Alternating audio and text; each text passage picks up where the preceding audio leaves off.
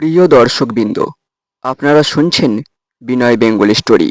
শুরু করছি আমাদের আজকের গল্প, আমৃত্যু ভালোবাসি তোকে। লেখনীতে সালমা চৌধুরী। প্রতিদিনের মতো আজকেও সকাল ৮টায় অফিসের জন্য রেডি হয়ে খেতে বসেছে আবির। মেঘ ইচ্ছে করেই আজ সেজেগুজে খেতে নামবে ভাবল। চুল ছাড়ায় সেগুলো কোমর ছাড়িয়ে পড়েছে, মাথায় পিচ্চি বাচ্চার মতো একটা পুতুলের বেলও দিয়েছে। কালো জামা পরেছে, সাথে ম্যাচিং কালো ওড়না। ওষ্ঠদ্বয়ে হালকা গোলাপি রঞ্জকও লাগিয়েছে। সিঁড়ি দিয়ে নামছে আবির। এক পলক তাকাতেই স্তব্ধ হয়ে রইল। মেয়েটা এমনিতেই অনেক ফর্সা, তার মধ্যে কালো জামা পরাতে অসম্ভব সুন্দর লাগছে। সাথে চুলগুলো ছাড়া থাকাতে মায়াবন বিহারিণীর মতো লাগছে অষ্টাদশীকে। আবির চোখ সরাতে পারছে না, অবিচলিত আঁখিতে তাকিয়ে আছে অষ্টাদশীর পানে। হঠাৎ তানভীর ডেকে উঠল, ভাইয়া, তুমি কি আজ ফ্রি আছো?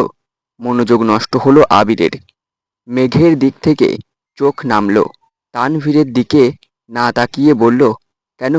আজকে আমাদের হবু এমপির জন্মদিন। উনি তোমার কথা বলেছিলেন। তুমি দেশে আছো জেনে খুব করে বললেন। তুমি কি যেতে? আবিরের স্বাভাবিক জবাব, কখন যেতে হবে?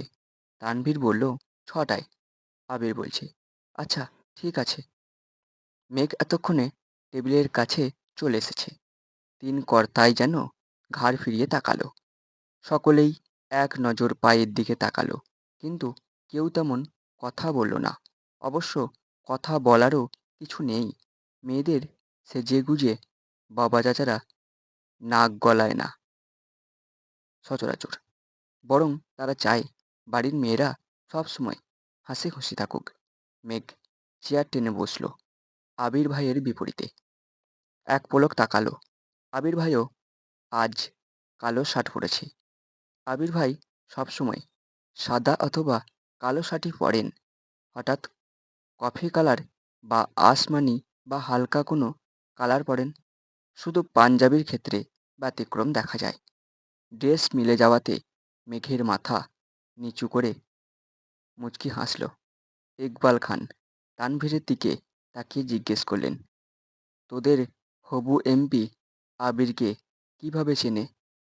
তানভীরের সহজ সরল উত্তর, আমি একটা প্ল্যান করেছিলাম ওনাকে। প্ল্যান কার্যকর হওয়ায় খুশি হয়ে হবু এমপি বলেছিলেন, তোমার মাথায় এত প্ল্যান আসে কিভাবে? আমি তখন বলেছি, আমার বেশিরভাগ প্ল্যান ভাইয়া দেন। আমি ভাইয়াকে প্রবলেম শেয়ার করি, তারপর ভাইয়া আমাকে প্ল্যান দেয়। তখনই এমপি বলেছিলেন, তাহলে তোমার ভাইয়াকে নিয়ে আসো তো। তখন ভাইয়া বাহিরে ছিলেন। আজ ওনার জন্মদিন, তাই সকালবেলা উনি নিজে আমায় কল করে জিজ্ঞেস করলেন, ভাইয়া আসছে কি না। আমি হ্যাঁ বলাতে উনি নিজেই বারবার বললেন ভাইয়াকে নিয়ে যেতে। ইকবাল খানের সাথে মোজাম্মেল খান এবং আলী আহমদ খানও যেন মনোযোগ দিয়ে তানভীরের কথাগুলো শুনছিল। মোজাম্মেল খান সবসময়ই চুপই থাকেন, যা সিদ্ধান্ত সকল কিছু বড় ভাইয়ের। তানভীরের এসব কথা শুনে আলী আহমদ খান রাগে ফুঁসছেন। রাগান্বিত স্বরে বললেন, আবির, আমি কিন্তু তোমায় আগেই সাবধান করেছি, রাজনীতিতে তুমি জড়াবে না।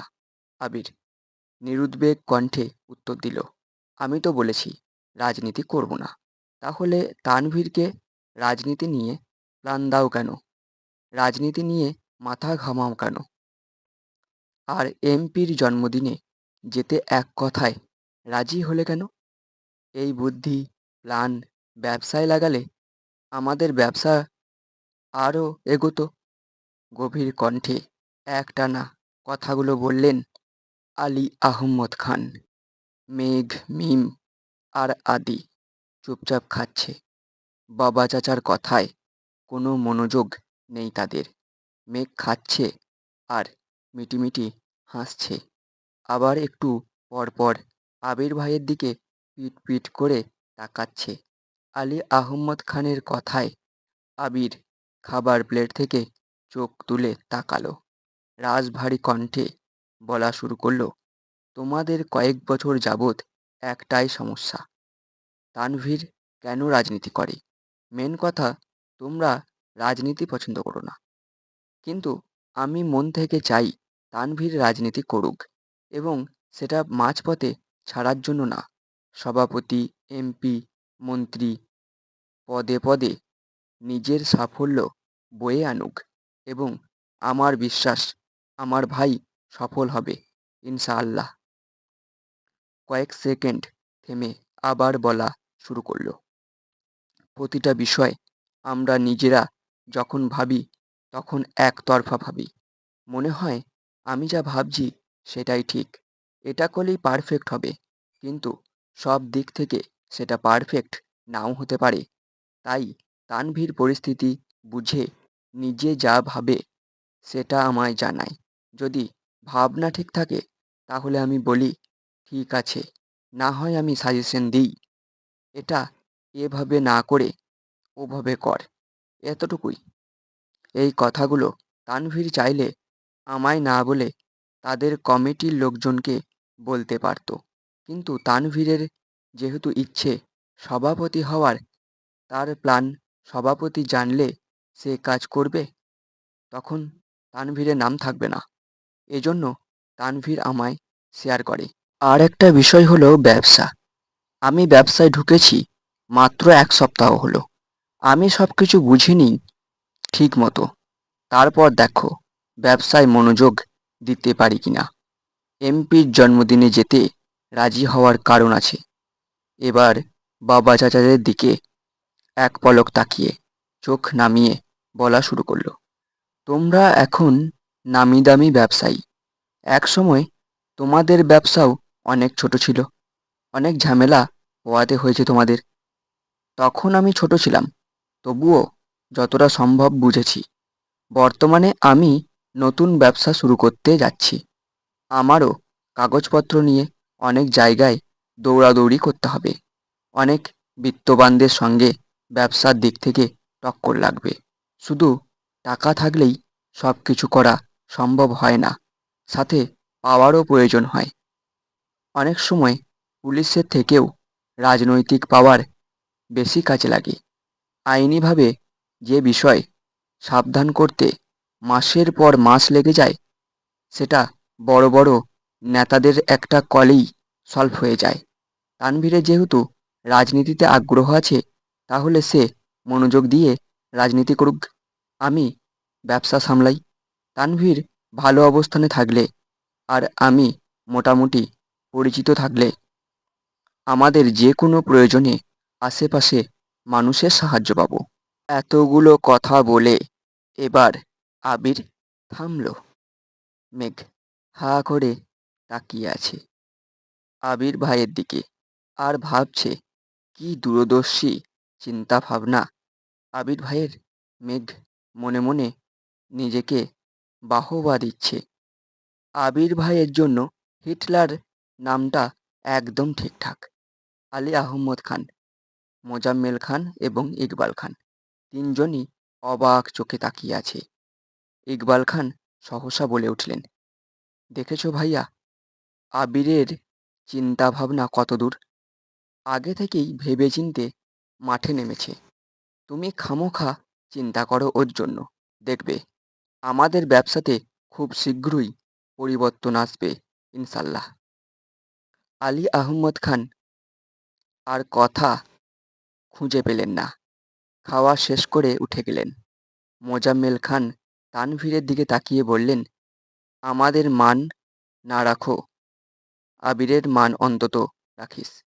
তানভীর শীতল কণ্ঠে জবাব দিল, আমি সর্বোচ্চ চেষ্টা করব ভাইয়াকে সব দিক থেকে সাহায্য করার। সকলেই নীরব। এতক্ষণে মোটামুটি সবার খাওয়া শেষ। সবাই সবার মতো উঠে যাচ্ছে। আবিরের খাওয়া শেষ হতেই যেই না উঠতে যাবে, নজর পড়ল অষ্টাদশীর পানে। কাজল পরিহিতা, টান টান চোখ, গভীর দৃষ্টিতে তাকিয়ে আছে আবিরের দিকে। আবির টেনে হিঁচড়ে দৃষ্টি সংযত করলো, হালকা করে কাশি দিল। মেঘ এখনো বিভোরে তাকিয়ে আছে। আবির এবার দাঁড়াতে দাঁড়াতে বলল, মুখটা বন্ধ কর মেঘ, মাছি ঢুকবে মুখে। মেঘ নেড়েচড়ে বসল। আবির ততক্ষণে বেসিনে চলে গেছে হাত ধুতে। মেঘ নিজের মাথায় নিজে গাঁটা দিল। ছি, আবির ভাই কি ভাবলো? যতই মন শক্ত করি, আহম্মকের মতো আবির ভাইয়ের দিকে তাকিয়ে থাকবো না ভাবি, ততই যেন আবির ভাইয়ের কাছে বেকুব সাজি।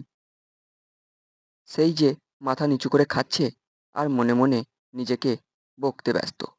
আবির ভাই কখন ব্যাগ নিয়ে বেরিয়েছেন সেদিকেও নজর নেই মেঘের। খাওয়া শেষ করে রুমে গিয়ে পড়তে বসেছে।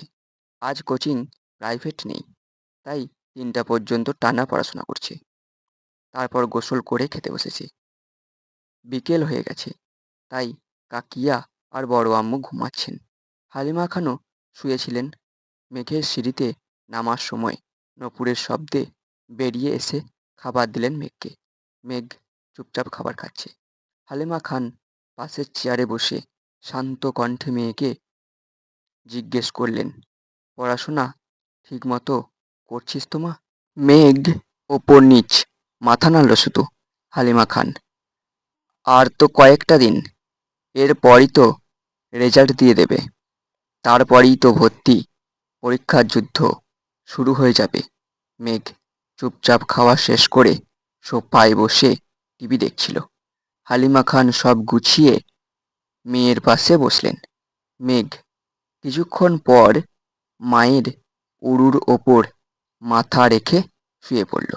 হালিমা খানও সযত্নে মেয়ের মাথায় হাত বুলিয়ে দিচ্ছেন। বিকেলে গোসল করাতে চুলগুলো এখনো ভেজা।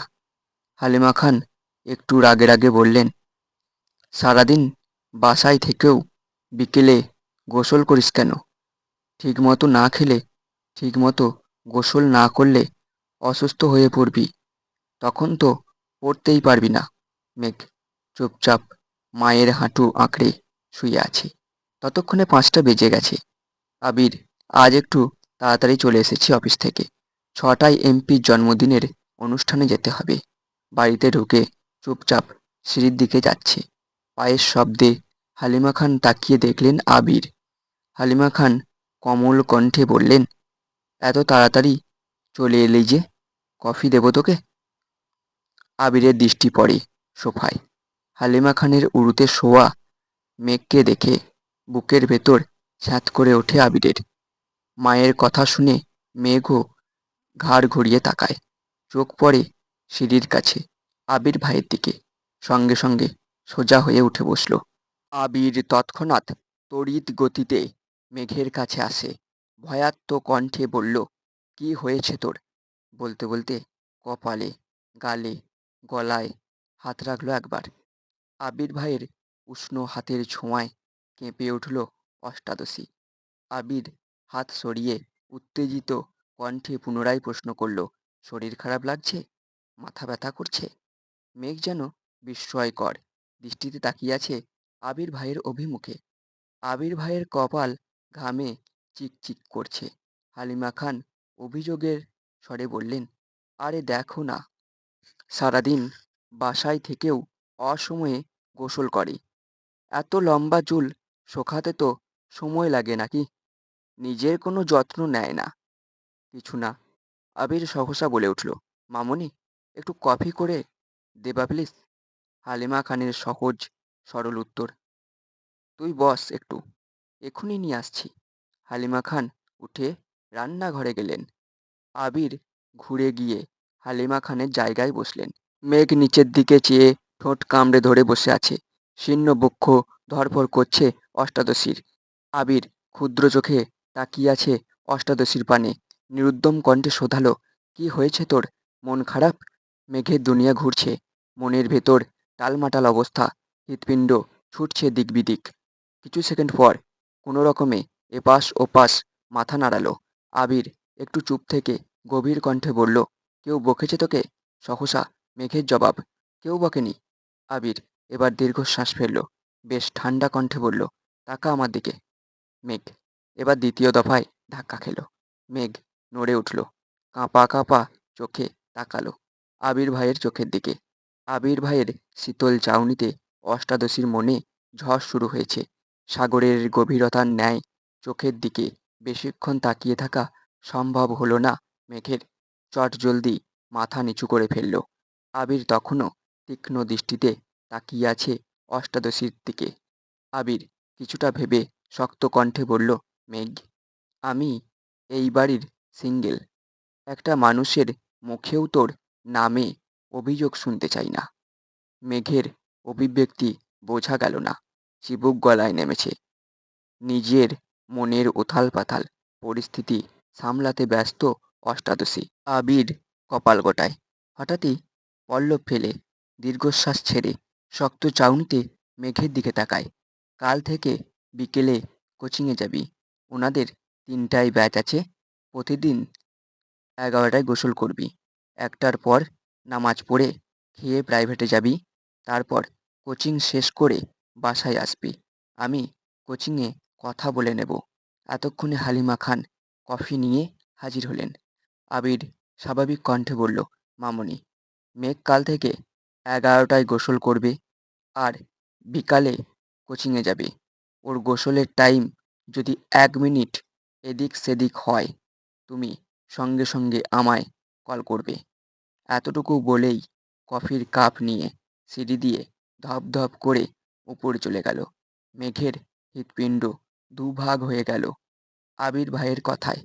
এতদিন মনের ভেতর শুধু তুফান চালিয়েছে এই লোকটা, এখন মেঘের জীবনেও তুফান চালাচ্ছেন। বন্যা তো 10টার ব্যাচে যাবে। মেঘ একা একা বিকালে পড়তে যাবে। ওখানে তো কাউরে চেনে না। ভাবতেই আহত হলো মনটা। ঠায় সোফায় হেলান দিয়ে বসে আছে মেঘ। হালিমা খান মেঘকে 1 কাপ কফি এনে দিলেন। মেঘ কিছুটা স্বাভাবিক হয়ে কফি খাওয়ায় মনোযোগ দিল। কিছুক্ষণ পর মেঘ সিঁড়ি দিয়ে উঠছে রুমে যাওয়ার উদ্দেশ্যে। তখনই সিঁড়ি দিয়ে ব্যস্ত পায়ে নামছে আবির ভাই। এমপির জন্মদিনের অনুষ্ঠানে যাওয়ার জন্য রেডি হয়েছেন। খয়েরি রঙের শার্ট, কনুই পর্যন্ত হাতা ভাঁজ করা, কালো প্যান্ট দিয়ে ইন করা নতুন শু জুতা, চোখে নতুন একটা সানগ্লাস, চুলগুলো খুব সুন্দর করে স্টাইল করা। এক পলক তাকাতেই মেঘ থমকে দাঁড়ালো সিঁড়িতে। আবির ভাইয়ের এক হাত পকেটে, অন্য হাতের আঙুলে বাইকের চাবি ঘোরাতে ঘোরাতে মেঘের পাশ কেটে নেমে গেলেন। মেঘ ওইখানেই দাঁড়িয়ে পড়েছে। বডি স্প্রের তীব্র গন্ধে ঘাড় ঘুরিয়ে তাকালো আবির ভাইয়ের দিকে। যতক্ষণ দেখা গেল ততক্ষণ স্থির দৃষ্টিতে তাকিয়ে রইল। বিড়বিড় করে বলল, ওনার যন্ত্রণায় আমাকে পাবনা যেতে হবে মনে হচ্ছে। কিছুক্ষণ পর মেঘ রুমে চলে গেল। তানভীর সারাদিনেও বাসায় ফিরতে পারেনি। সেই যে সকালে বের হয়েছিল, সারাদিন নির্বাচনের কাজে ব্যস্ত। বিকেলে বাইরেই খেয়েছে। তারপর থেকে জন্মদিনের অনুষ্ঠানের কাজে ব্যস্ত। কোথায় কি রাখবে, কিভাবে করবে, সভাপতি, সাধারণ সদস্য সকলেই ব্যস্ত। অনুষ্ঠান শুরু হওয়ার পর্যায়ে আবির উপস্থিত হলো। আবিরকে দেখে তানভীর ছুটে এসেছে। পরিচয় করিয়ে দিয়েছেন হবু এমপির সাথে।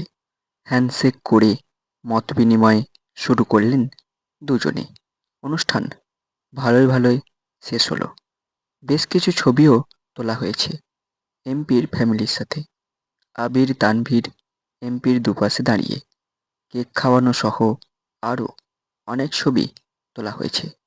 সেখান থেকেই 4টে ছবি ফেসবুকে আবির আপলোড করেছে, সাথে জন্মদিনের ক্যাপশন দিয়ে।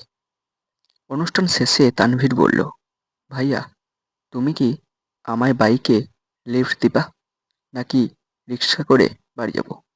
আবির এক মুহূর্ত ভেবে উত্তর দিল, আজ থেকে যেতে পারবি, সমস্যা নেই। তানভীর খুশিতে আত্মহারা হয়ে গেছে। 10 দিনের মাথায় ভাইয়ের বাইকে ওঠার অনুমতি পেল। বাইক চালাতে চালাতে আবির গম্ভীর কণ্ঠে তানভীরকে বলল, তোর কাছে মেঘের বান্ধবীর নাম্বার আছে? তানভীর স্বাভাবিকভাবেই বলল, হ্যাঁ আছে। কেন ভাইয়া? আবির রাশভারী কণ্ঠে বলল, তুই তাকে কল দিয়ে বলিস কাল থেকে যেন 3টায় কোচিংয়ে যায়। মেঘের ব্যাচ টাইম চেঞ্জ করে দিয়েছি, সাথে তারটাও। কোচিংয়ের লোকের সাথে কথা বলেছি। মেঘের একা একা বিকেলে ভালো লাগবে না। তানভীরের চিন্তিত স্বরে বলল, আবার কোনো সমস্যা হয়েছে ভাইয়া? আবির এবার দীর্ঘশ্বাস ফেলে কণ্ঠ দ্বিগুণ ভারী করে বলল, তোর বোন ঠিকমতো খায় না, গোসল করে না, পড়ে না, কত অভিযোগ শুনতে হয়। এই জন্য টাইম পাল্টে দিয়েছি, সাথে ওকেও ওয়ার্নিং দিয়েছি। তানভীর আর কিছু বলল না। চুপচাপ দুই ভাই বাসায় ঢুকে যে যার মতো রুমে চলে গেল। রাত তখন 10টা বাজতে 30 মিনিট। তানভীর ফোন থেকে বন্যা নামে সেভ করা একটা নাম্বারে কল দিল। 2বার দেওয়ার পর কল রিসিভ হলো। বন্যা। আসসালামকুম। আলাইকুম। তানভীর তখন বলল, আলাইকুম আসসালাম। বন্যা বলল, কে বলছেন? তানভীর বলছে, আমি মেঘের ভাই। বন্যা একটু ভয়ে ভয়ে বলল, আবির ভাইয়া? তানভীরের কিছুটা রাগ হলো।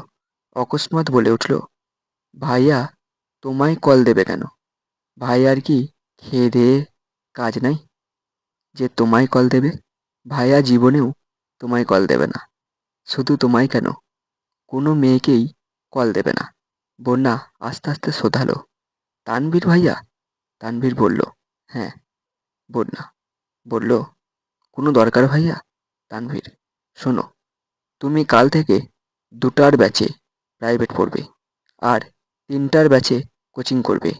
মেঘও বিকালে কোচিং করবে। এটাই জানানোর জন্য কল দিয়েছি। ভুল করে আবার সকালে চলে যেও না। আল্লাহ হাফেজ। এটুকু বলেই কল কেটে দিল তানভীর। বন্যা খাটের ওপর টাস্কি খেয়ে বসে পড়ল। কিছু ভাবতে পারছে না। কিছুক্ষণ স্থির থেকে তাড়াতাড়ি কল করলো মেঘকে। একবার বাজতেই কল রিসিভ করলো মেঘ। বন্যা, এই পাগল, তোর কি হয়েছে রে? কাল থেকে এতবার কল দিচ্ছি, কোনো খবর নেই তোর। সেই যে আবির ভাইয়ের সাথে বাইকে গেলি, কি হলো তাও বললি না। কি অঘটন ঘটাইছিস তুই? মেঘ, আমি অঘটন ঘটাইনি, আবির ভাই অঘটন ঘটাইছে। উনি আমার মনের ভেতর ঢুকে আমার জীবনের 14টা বাজায় দিচ্ছে। আমার খাওয়া, গোসল, ঘুম সব কিছুর নাজেহাল অবস্থা করে ফেলেছে। ওনাকে যতবার দেখছি ততবারই ভেঙে চুরে যাচ্ছি আমি। বারবার নতুন করে ক্রাশ খাই। কি করব বল? বন্যা এবার রেগে বলল, রাত বিরেতে নেশা করা ছেড়ে ঘুমা। ভাই কি জন্য কল দিয়েছিল তা বলতেই পারল না। মেঘের এসব হাবিজাবি কথা শুনতে তার এখন একটুও ভালো লাগছে না। কোথায় সিরিয়াস মুডে কল দিল মেঘকে। মেঘ যেন ঘোরেই পড়ে আছে। মেঘও আর কল ব্যাক করলো না। মেঘ ফেসবুকে ঢুকলো। ঢুকতেই সামনে আসলো আবির ভাইয়ের 3 ঘন্টা আগে করা পোস্ট। ছবিগুলো খুব ভালো করে দেখছে মেঘ, টেনে টেনে বড় করে। আবির ভাইকে মনোযোগ দিয়ে দেখছে। হঠাৎই একটা ছবি দেখে মেঘের দৃষ্টি স্থির হলো। আবির ভাইয়ের পাশে কড়া নীল রঙের একটা গাউন পরা মেয়ে। দেখেই মনে হচ্ছে শরীরে বড়লোক বড়লোক ভাব আছে একটা। মেঘের পায়ের রক্ত চড়চড় করে মাথায় উঠছে। ওই মেয়েকে আর আবির ভাইয়ের পাশে ওই মেয়ে কি করে? কমেন্ট চেক করতে গেল মেঘ। অনেকগুলো কমেন্টের ভিড়ে ওই নীল জামা পরিহিতার একটা আইডি চোখে পড়ল। আবির ভাইদের ছবিতে কমেন্ট করেছে, আপনি অসম্ভব কিউট। ইচ্ছে করেছিল আপনাকে সব সময়ের জন্য রেখে দিই। ইচ্ছে হলে বেড়াতে আসবেন, আর সম্ভব হলে ফ্রেন্ড রিকোয়েস্ট অ্যাকসেপ্ট করবেন। রাগে শরীর ঘামছে মেঘের। শোয়া থেকে উঠে বসলো। কমেন্টটাতে অ্যাংরি রিয়েক্ট দিয়ে মেয়ের আইডিতে ঢুকলো। প্রোফাইল পিকটা 2 ঘন্টা আগেই আপলোড করা। কভার ফটোতে হবু এমপির সাথে ছবি, ক্যাপশন বাবা মেয়ে। মেঘের বুঝতে বাকি নেই এটা এমপির মেয়ে, একটা প্রাইভেট বিশ্ববিদ্যালয়ে পড়ে। মেঘ রাগে ফোঁস করছে। আবারও আবির ভাইয়ের আইডিতে ঢুকলো মেঘ। জাস্ট নাও একটা পোস্ট করেছেন আবির ভাই। তেরি নজরে নে ये क्या कर दिया, মুঝসে হি মুঝকো জুদা কর দিয়া। সাথে রাতের শহরে বাইকে বসা একটা ছবি শেয়ার করলেন মেঘ। মনোযোগ দিয়ে ক্যাপশন বোঝার চেষ্টা করছে। তার মনে আবির ভাই ওই মেয়ের প্রেমে পড়ে গেছে। ভাবতেই নেত্রযুগল থেকে 2 ফোঁটা পানি গড়িয়ে পড়ল। আবারও সেই কমেন্টটা খুঁজতে গেল মেঘ। কি এমন সুন্দর মেয়েটা দেখতে হচ্ছে তো, কিন্তু পোস্টের সব কমেন্ট ঘেঁটেও মেয়ের কমেন্ট পেল না। তার মানে আবির ভাই ডিলিট করে ফেলেছে। কিন্তু ওই মেয়ে কে, কি একসেপ্ট করে ফেললো? তারপর দীর্ঘ নিঃশ্বাস ফেলে নিজেকে নিজে সান্ত্বনা দিতে লাগলো। আবির ভাই তো শুধুই আমার ক্রাশ, ক্রাশ তো ক্ষণিকের। উনিও তো কিছুদিন পর বিয়ে করবেন, তখন তো আমাকে মেনে নিতেই হবে। আমার তো সাহসে কুলাবে না আবির ভাইকে কিছু বলার। মারই খাওয়ার থেকে চুপ থাকি, সেই ভালো। এদিকে আবির বাসায় ফিরে ফ্রেশ হয়ে শুয়ে আছে। একটা ছবি জুম করে শুধু চোখগুলোর দিকে তাকিয়ে আছে আর বিড়বিড় করে গাইছে, मैंने जब देखा था तुझको रात भी ओ याद है मुझको तारे गिनते गिनते सो गया दिल मेरा धड़काता कस के कुछ कहा था तूने हंस के मैं उसी पल तेरा हो गया। কিছুক্ষণ থেমে আবার বলল, तेरी नजरों ने कुछ ऐसा जादू किया लुट गए हम तो पहली मुलाकात में। প্রতিদিনের মতো আজও খাবার টেবিলে একসাথে খেতে বসেছে সকলে, কিন্তু মেঘের মাথায় আজ অন্য প্ল্যান ঘুরছে। সবার খাওয়া মোটামুটি শেষ। মেঘ ইচ্ছে করেই অল্প অল্প খাচ্ছে। এদিকে মোবাইলে কি যেন চেক করছিল আবির। মোবাইল চেক করেই খাচ্ছিল। আবিরের খাওয়া শেষ, তাই মোবাইল টেবিলের ওপর একপাশে রেখে হাত ধুয়ে উঠে পড়ে। 3-4 কদম যেতেই মেঘ হাত বাড়িয়ে আবির ভাইয়ের মোবাইল হাতে নেয়। তাড়াহুড়োতে হয়তো পাওয়ার বাটনে চাপ দিতে ভুলে গেছে আবির ভাই। হোম পেজে ভেসে আছে এখানে 2টা হাতের ছবি, একটা বড় হাতের ওপর একটা পিচ্চি হাত। মেঘ 1 সেকেন্ড তাকালো ছবির দিকে, কিন্তু এখন ছবি নিয়ে গবেষণা করার সময় না। তাই মেঘ তাড়াতাড়ি ফেসবুকে ঢুকলো। ফ্রেন্ড রিকোয়েস্ট অপশনে ঢুকতেই চোখে পড়ল কত ছেলে মেয়ের আইডি। সে খুঁজতে লাগলো গত রাতের নীল জামা পরিহিতাকে। একটু নিচে যেতেই পেয়ে গেল প্রত্যাশিত ব্যক্তির আইডি। 1 সেকেন্ড না ভেবে ব্লক করে দিল তাকে। তাড়াতাড়ি ফেসবুক থেকে বের হয়ে ফোন রেখে দিল আগের জায়গায়। এবার মেঘ দীর্ঘ শ্বাস ফেলল। মনে খুব শান্তি লাগছে এখন। আবির ভাই টেবিলের কাছে এসে মোবাইল নিতে নিতে মেঘের দিকে তাকালো। নিরুদ্বেগ কণ্ঠে বলল, যতক্ষণ সময় খাবার টেবিলে বসে থাকিস ততক্ষণ যদি তুই খেতিস তাহলে আজ কঙ্কালের মতো থাকতিস না। মোবাইল আর ব্যাগ নিয়ে অফিসের উদ্দেশ্যে বেরিয়ে গেলেন। এদিকে মেঘ মুচকি হেসে বিড়বিড় করে বলল, আমি তো আপনার জন্যই বসে থাকি। আমি খাবার খেয়ে রুমে যেতে যেতে আপনি বাইক নিয়ে চলে যান, দেখতেই পারি না, তাই তো বাধ্য হয়ে এখন টেবিলেই বসে থাকি। আবির ভাইয়ের কথা মতো মেঘ 11টার মধ্যে গোসল করেছে আজ। যথাসময়ে রেডি হয়ে রওনা দিল টিউশনের উদ্দেশ্যে। মনটা ভীষণ খারাপ। আজ থেকে একা একা টিউশন আর কোচিংয়ে পড়তে হবে, এটা ভেবেই মন ভাঙছে বারবার।